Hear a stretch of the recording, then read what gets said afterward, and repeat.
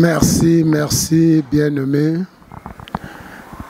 Nous voici encore ce matin devant vous pour vous annoncer le mystère du royaume des cieux.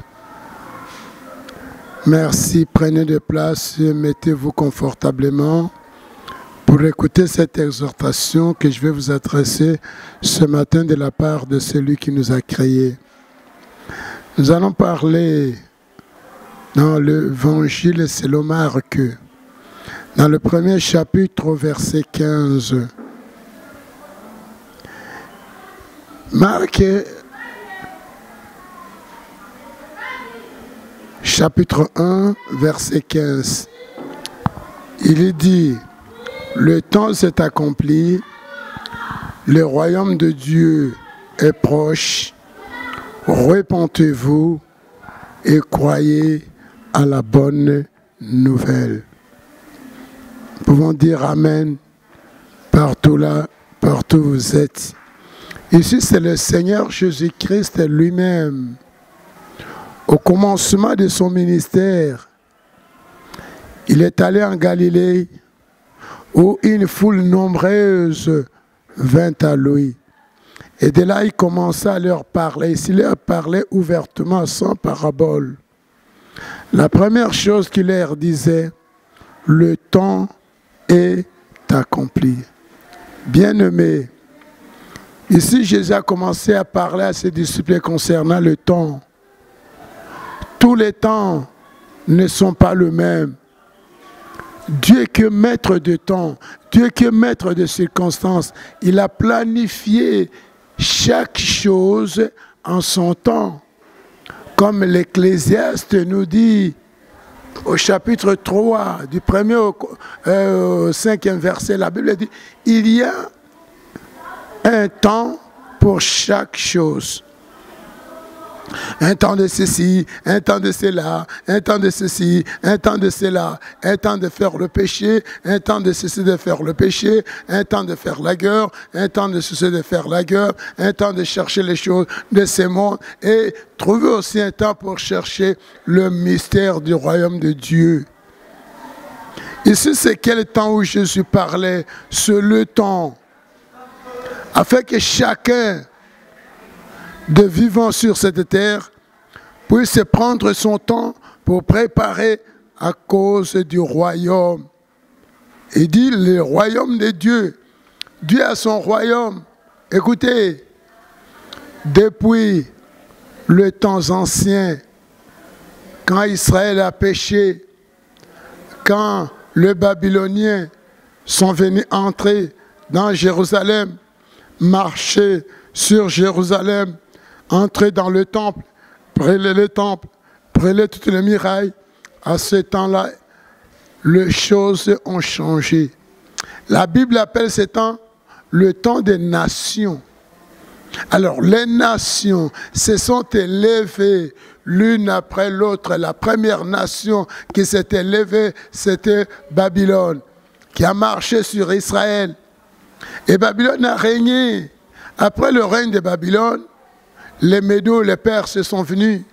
Ils ont régné.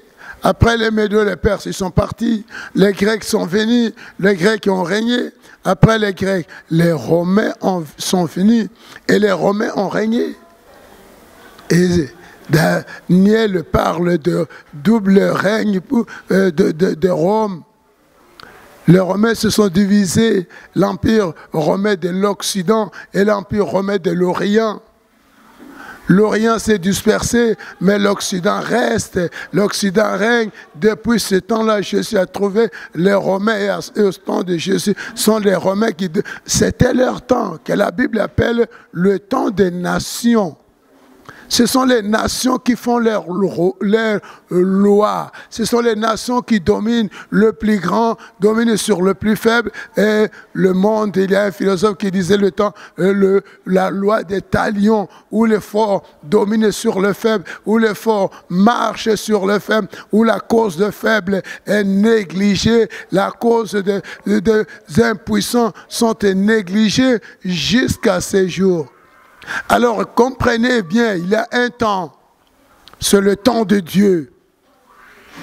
Le temps de Dieu va commencer. Écoutez, le temps de Dieu commencera quand? À partir de l'enlèvement.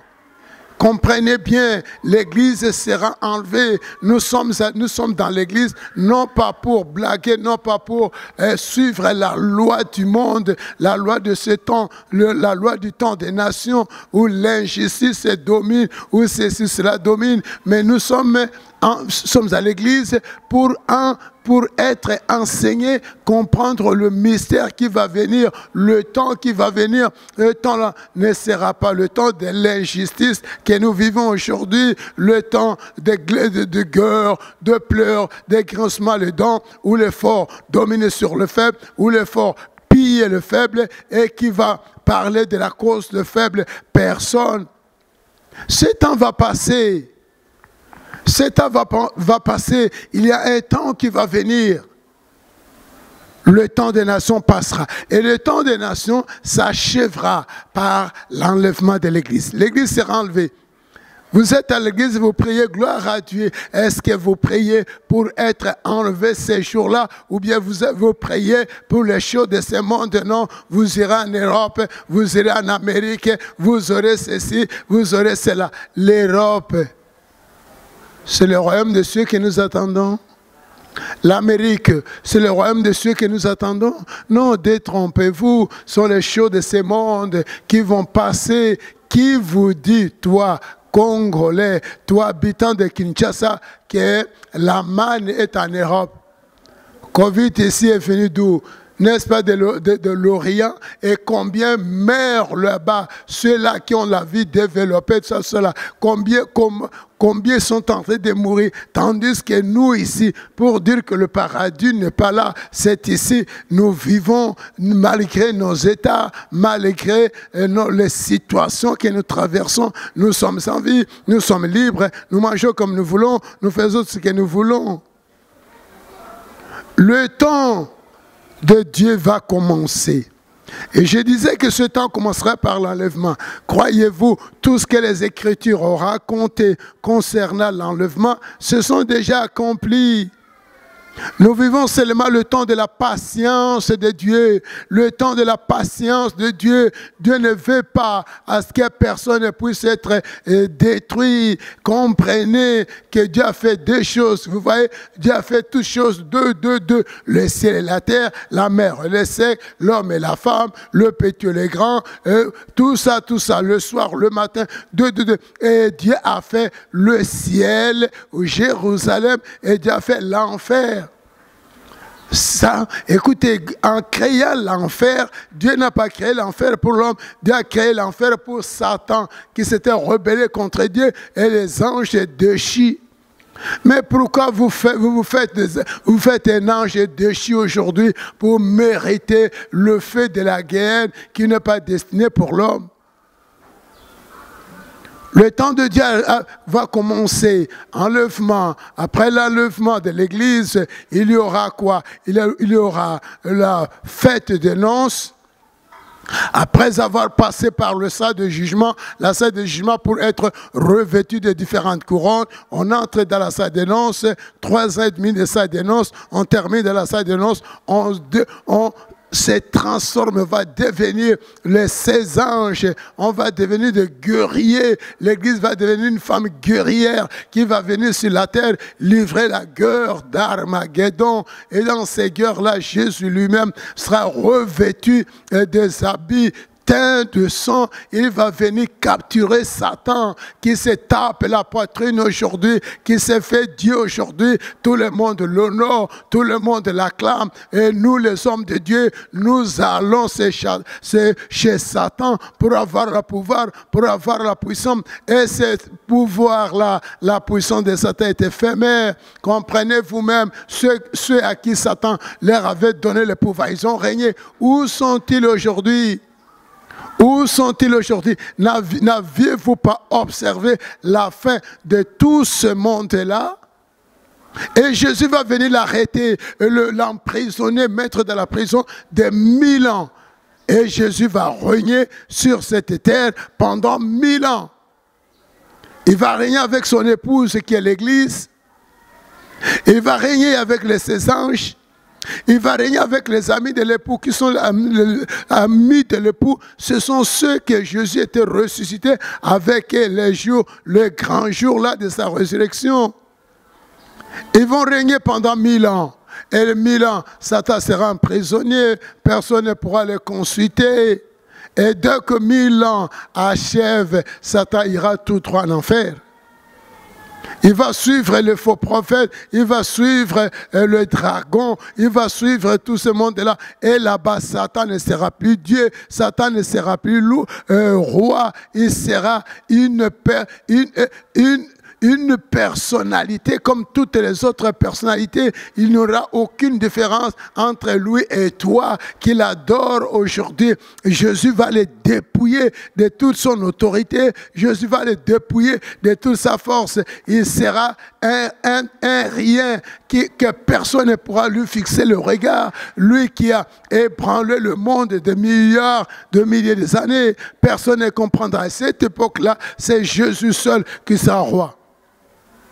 Ce seul nom de Jésus qui sera loué, qui sera glorifié. Et c'est alors que la Bible, la parole de Dieu s'accomplira, que toute langue confessera le nom de Jésus, tout genou fléchira devant le nom de Jésus. Le temps, ici Jésus parle, le temps est accompli. Le temps du règne de Satan est fini. Quand Esaïe prophétisait que les ténèbres ne régneront pas toujours, sur le temps passé, ont été privés de l'ignominie. Le temps à venir couvriront de gloire. Ces temps à venir, c'est le temps que toi et moi, nous sommes en train de marcher pour nous raconter avec ce temps-là. Ce temps, c'est un temps difficile, un grand temps, un temps de bouleversement. Et nous voyons déjà les signes, comment est-ce que le monde est bouleversé. Un simple virus qui bouleverse le monde, qui bouleverse l'économie de toute l'humanité, qui bouleverse les gens, qui tue les gens comme on tue de chenilles chez nous. Mais ces grands temps-là, où le grand créateur maître va venir, sera le reste de l'humanité. Il dit le temps est accompli. Ce n'est plus le temps de péché. Ce n'est plus le temps de la rébellion. Ce n'est plus le temps du monde, mais c'est le temps de Dieu. Prenez ce laps du temps. Comprenez la patience de Dieu pour nous. Profitons de cette patience de Dieu. Rachetons, comme l'apôtre Paul dit, rachetons le temps, car les jours sont mauvais. Est-ce que nous comprenons que les jours que nous traversons sont mauvais? Eh bien, si nous avons compris que ces jours que nous traversons, ces jours sont mauvais, alors rattrapons le temps. Rattrapons le temps, rachetez le temps, les jours sont... On a perdu le temps dans le monde, on a perdu le temps dans le péché, on a perdu le temps dans l'orgueil, on a perdu le temps en suivant ces mondes, en aimant ces mondes qui ne nous payent rien. Si ce n'est que la désolation, le monde nous paye par de malheurs, des afflictions.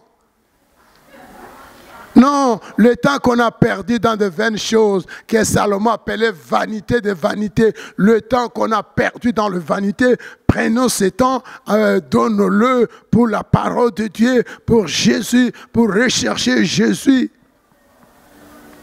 Après ce temps, c'est le royaume de Dieu qui est proche. Voyez que ce royaume, le royaume du monde, comment est-ce que ce royaume est en train de s'affaisser lentement, la gloire de ce monde, la gloire de ce royaume n'est plus le pays le plus grand, le pays le plus industrialisé hier, le pays qui avait la gloire hier, aujourd'hui, considérez bien. Vous n'avez pas besoin de lunettes pour voir comment sont devenus ces grands pays aujourd'hui. C'est l'annonce du royaume de Dieu qui va venir. Et dès que Dieu établira son royaume, aucun autre royaume ne résistera. Seul le royaume de Dieu, le prince qui sera Jésus, c'est le seul nom de Jésus qui sera loué, qui sera élevé. Comprenons le temps que nous traversons. Alors, comme le royaume de Dieu vient, la Bible dit dans ce royaume, il n'y aura pas de fléau que nous traversons aujourd'hui. C'est-à-dire, il n'y aura pas la faim, il n'y aura pas la nudité, il n'y aura pas le péril, les souffrances, les misères, les moustiques, les virus, les ceci, les cela. Tout ce que nous connaissons aujourd'hui ne sera pas mentionné dans ces royaumes-là. Il y aura des choses nouvelles. Nous serons transformés. Nous serons comme des anges. Il n'y aura pas des hommes. Il n'y aura pas de femmes. Nous serons comme des anges. Les souffrances d'aujourd'hui, ce sont des choses passagères qui vont passer et on ne parlera plus de souffrances, on ne parlera plus de difficultés que nous adorons aujourd'hui. Je suis dans le malheur, je suis dans les difficultés, on n'en parlera plus. Un pays de l'or, tout est fait en or. Les maisons sont construites en or, les routes sont construites en or. L'or sur l'or qui va symboliser la gloire de Dieu. Et avec ça, comprenez la grande richesse de Dieu. La grande richesse de Dieu. Nous, aujourd'hui, nous passons nos temps dans des richesses incertaines. Et ces richesses vont passer, mais dans le royaume de Dieu, sa richesse durera éternellement. Et quiconque, son nom sera écrit dans ce royaume-là. Il sera comme les anges. Il n'aura pas eu un début, il n'aura pas une fin. C'est l'éternité. Le royaume de Dieu, c'est un royaume éternel. Alors, il y aura les deux éternités, deux places pour passer l'éternité, bien aimés. Il y a d'autres qui passeront leur éternité dans l'enfer, avec le diable et tous ces démons. Avec tous ceux qui ont aimé le monde, ont haï Dieu. Et la Bible qui dit l'amour du monde est une inimitié contre Dieu. Nous nous faisons des ennemis de Dieu en aimant le monde. Nous sommes ennemis de Dieu. Nous nous éloignons de Dieu.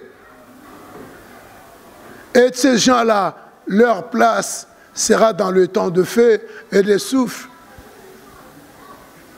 Et il y aura des gens qui ont aimé Jésus, qui ont donné toute leur vie à Jésus. Ils ont haï le monde, sont devenus ennemis de Satan. Satan les a combattus de toutes les manières. Ils ont été fidèles à Jésus, ils ont combattu le bon combat, ils ont vaincu l'ennemi, ils ont vaincu le monde, ils ont vaincu le diable, ils ont vaincu le péché. Et ces gens-là passeront leur éternité dans le royaume de Dieu, où ils verront Jésus en face, il sera assis dans son royaume. Bien-aimé, où veux-tu partager ton éternité? La troisième chose que Jésus martèle ici, Jésus dit, repentez-vous. Frère, ma soeur, c'est le temps de la repentance. Le temps de la patience de Dieu qui me laisse encore en vie, qui te laisse encore en vie, il m'a laissé ce temps pour me repentir, réparer là où j'ai tombé, que je me relève, là où j'ai failli, que je repars. Le temps de réparer, le temps de la repentance, se repentir, que chacun s'assoie chaque soir. La repentance, ce n'est pas une fois dans la vie. La repentance à chaque instant, à chaque jour, on se repent. Le soir, avant d'aller au lit, je m'accroupis, je m'agenouille et je vais revoir toute la journée. Qu'est-ce qui est du bien que je fais? Quel fruit digne de la repentance je produis durant la journée? Ce que j'ai fait là, c'est quelqu'un qui a connu la repentance qui a fait ça. Les leçons que d'autres vont recevoir de moi, c'est quelle leçon? C'est d'un quelqu'un qui est brisé. Quelqu'un qui est brisé par la parole de Dieu. Quelqu'un qui a reçu la parole de Dieu. L'apôtre Paul dit,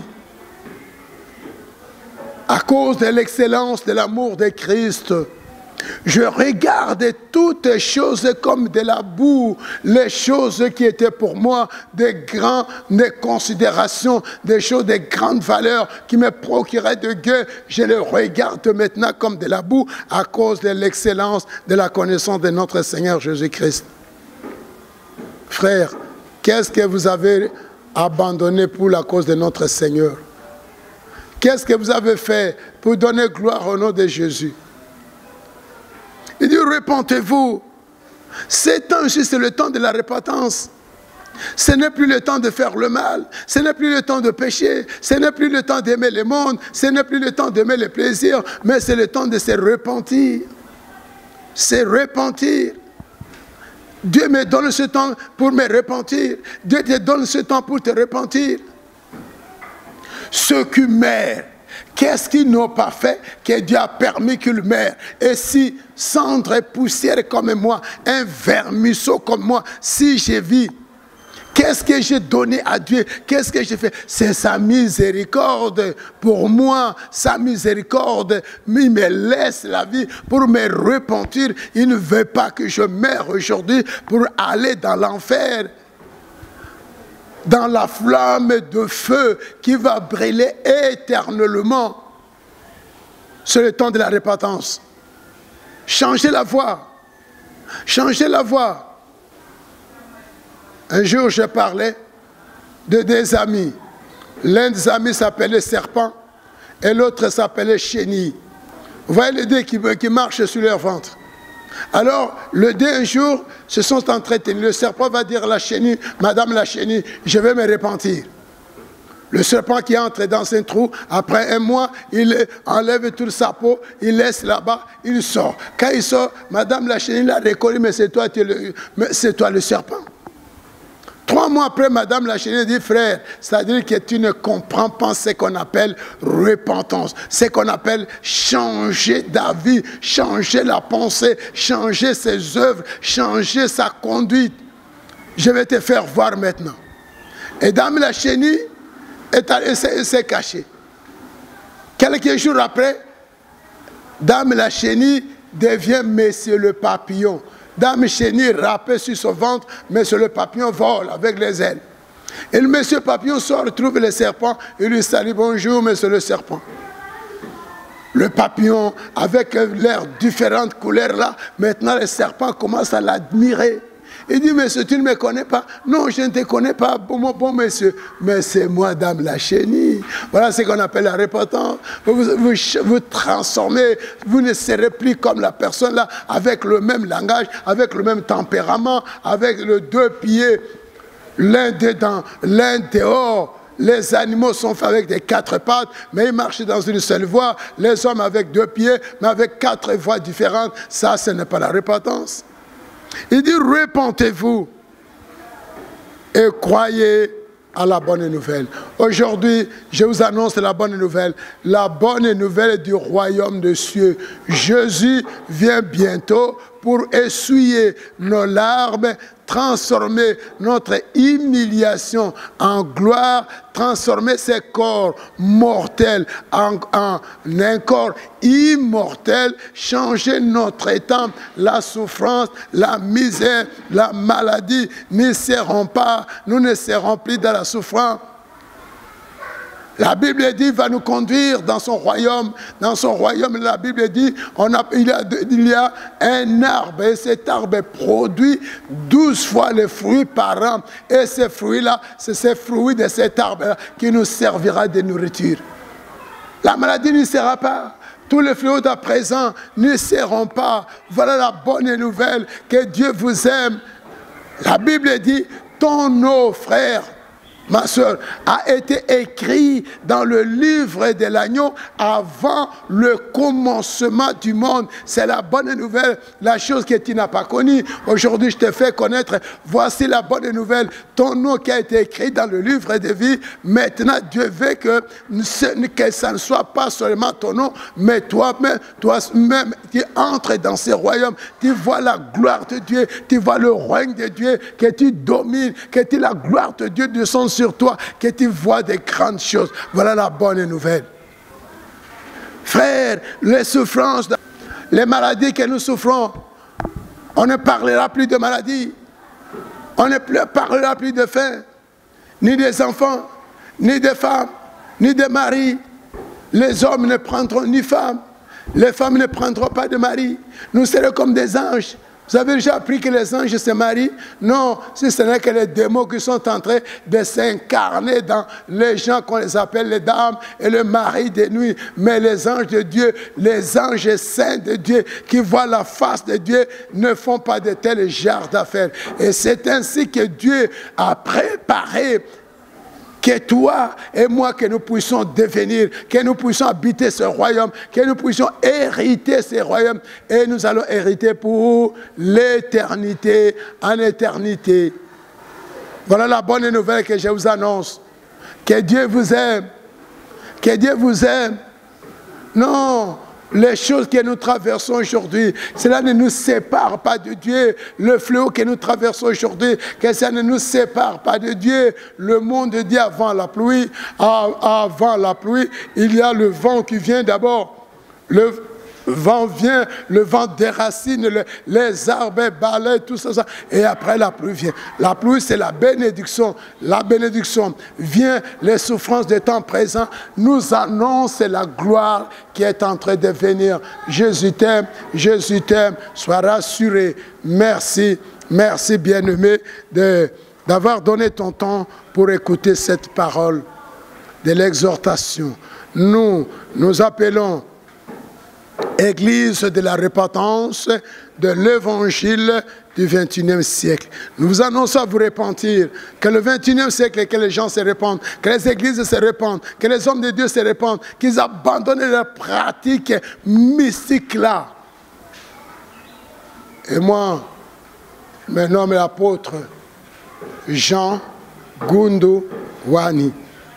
Mon numéro de téléphone, plus 243 81 0345 113.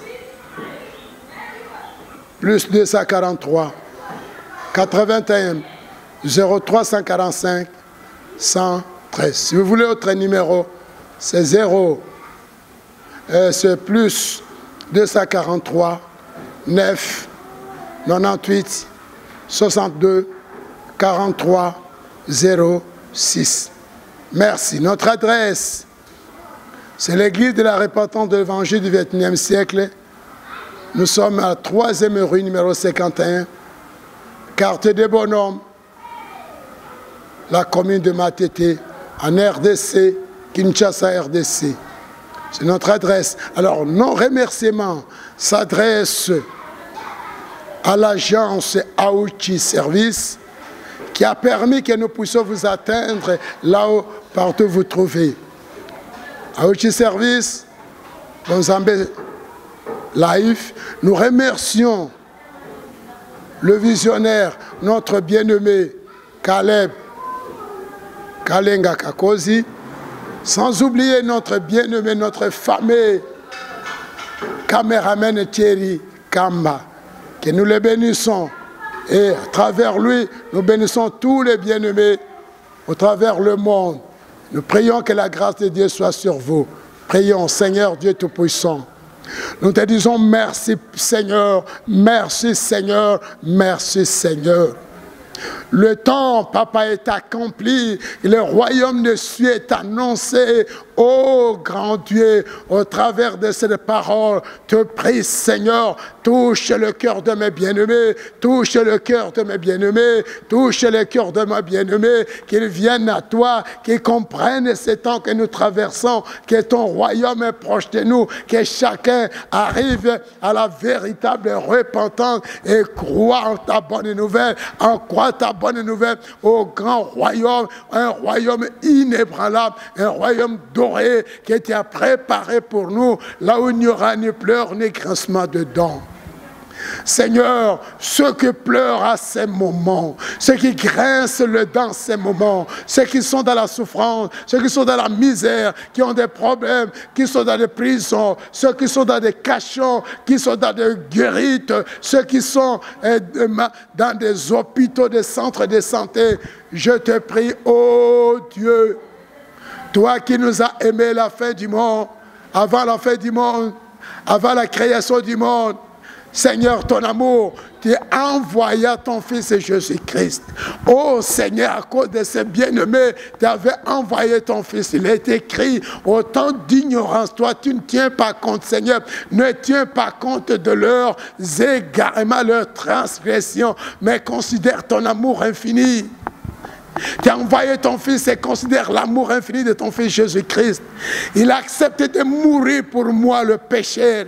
Il a accepté de mourir pour mes bien-aimés qui sont sur le lit des malades, qui sont dans des prisons, qui sont dans la détresse en ces moments. Oh Seigneur, tu es vivant, tu es ressuscité. Je te prie que la puissance de la résurrection puisse toucher tous les bien-aimés qui sont malades.